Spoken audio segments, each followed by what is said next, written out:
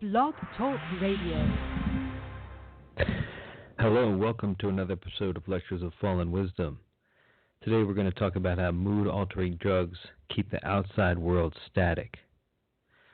What I'm talking about is when you take a drug that allows you to alter your mood, it takes away the necessity of altering the environment outside of you that caused the mood.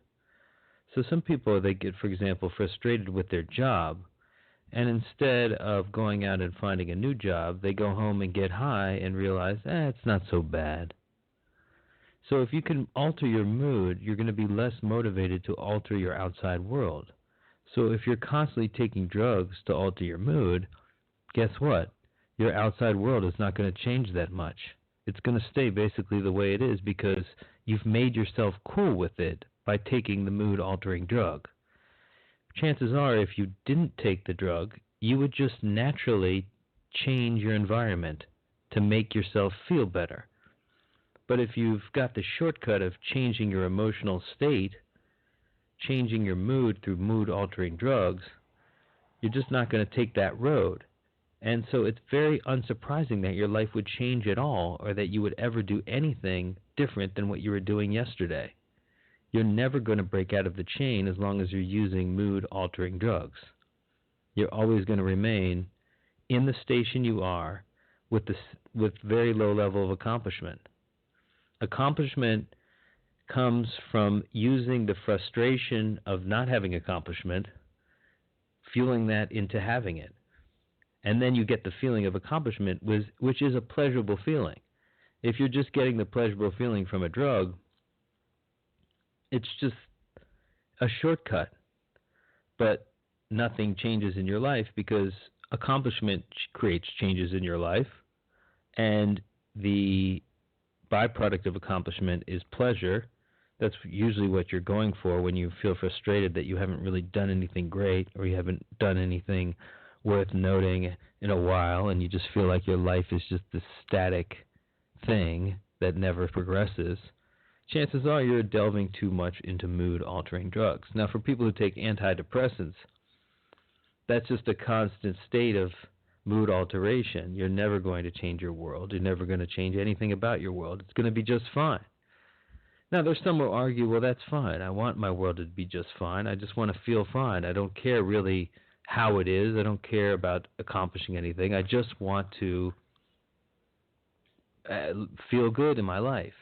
That's fine, but that can only occur within a progress. If you're in the same scene in a movie forever, after a while, that movie's going to get boring no matter how good it is.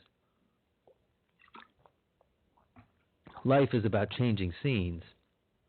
There's a part of your organism that requires it. There's a part of your organism that dies when it doesn't get it.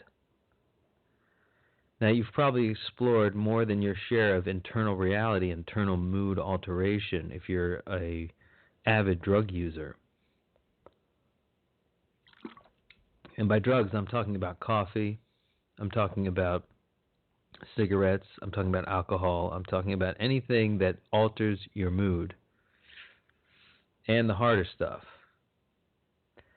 And the more intense it is, the less you're going to want to change your reality. You want to keep reality kind of the way you want it. You want to keep it the way it is while you're playing the video game of taking this drug.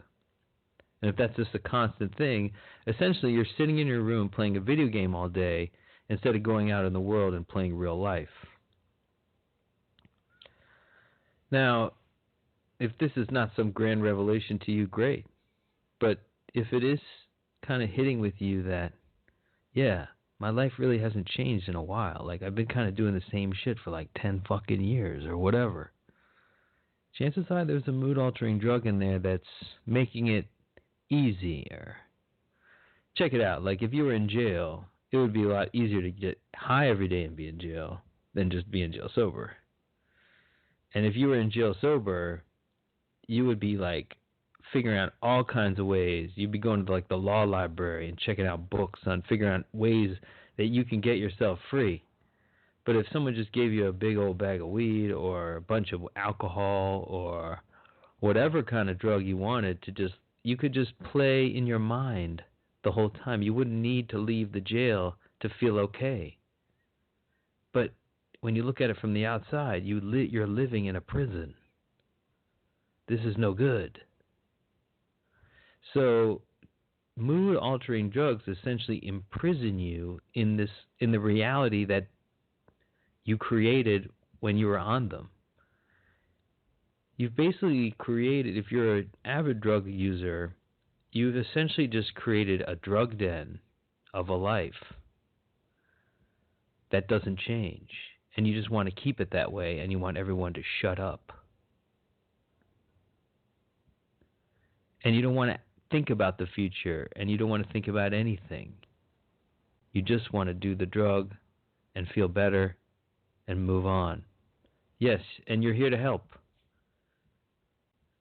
But you don't live for yourself. You live just to alter your mood, to have the space to do it. It's kind of an odd existence, but it's a prison existence. This world is not a prison. It doesn't have to be.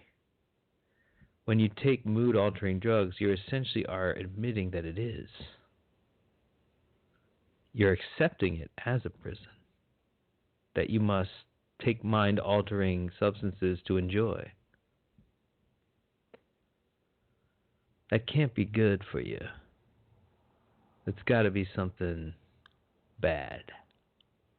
I don't care how fun drugs are.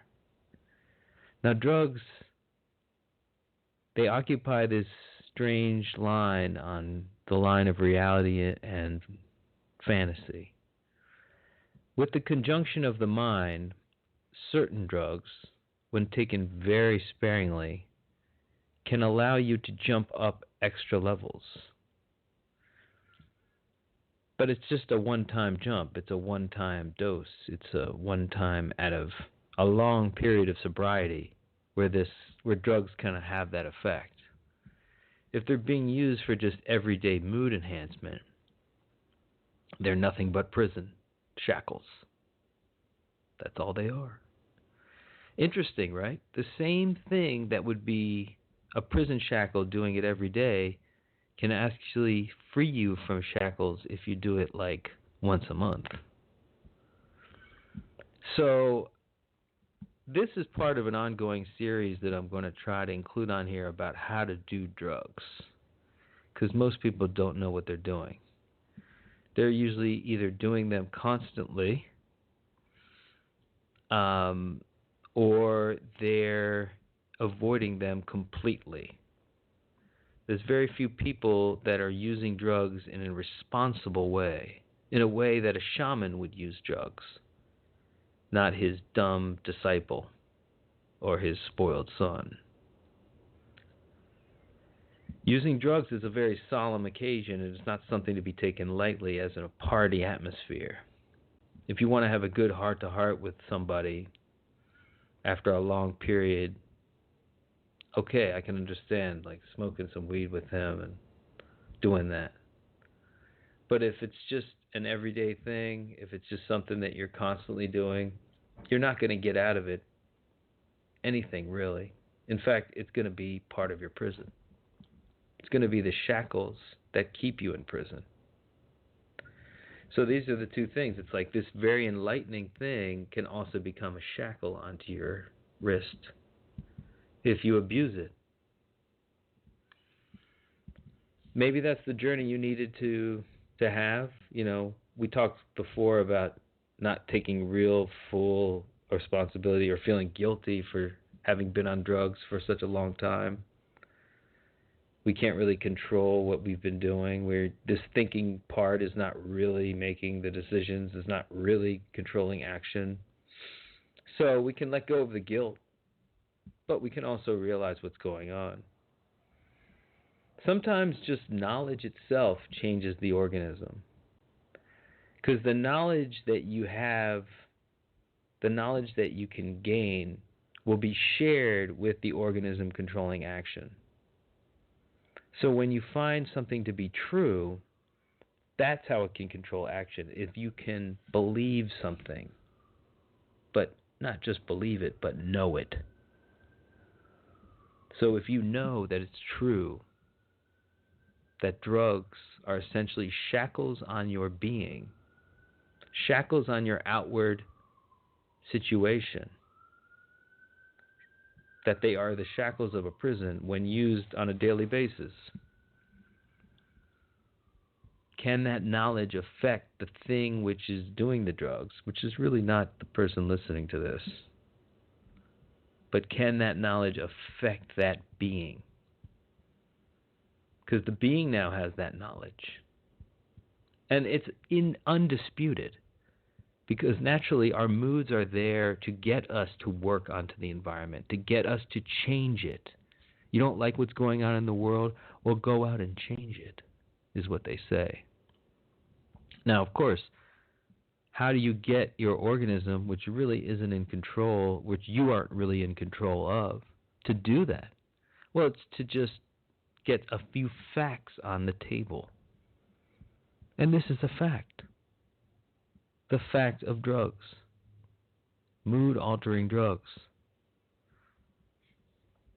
You know, the prison thing is the greatest thing you can just think about. You would be fine in prison with a whole lot of drugs. I mean, basically fine. You'd still want to get out, but it would be less severe if you had a whole bunch of mind-altering drugs in prison. But if you didn't have any, you would be out of that prison. You would find a way out. We are very much prisoners of our being, of who is in control of our action. We're just passengers. But the one thing that we have control of is what we know. What we really know. That's why this Lectures of Fallen Wisdom is so important, because all these things that I'm talking about are things that you need to put into your head and know them. And then your being will act accordingly. Your being will come to know them. And your being will make decisions based on them. And that's all it takes. It's really not much effort. It's just understanding it. Just being like, yes, I don't want to be a prisoner anymore of my environment, so I will stop taking mood-altering drugs all the time. I'll take them on special occasions during an ayahuasca ceremony, or at the very most, once a week. Any more, and you're just kind of imprisoning yourself. And even the once a week, if your outward situation is not improving, you might have to cut that too. Try it once a month. But the whole point is, what's your drug of choice? What's your mood-altering drug of choice? Learn to live without it. Learn to live happily without it. I'm telling you this as your fellow prisoner. We can break out of this thing. Thanks for listening.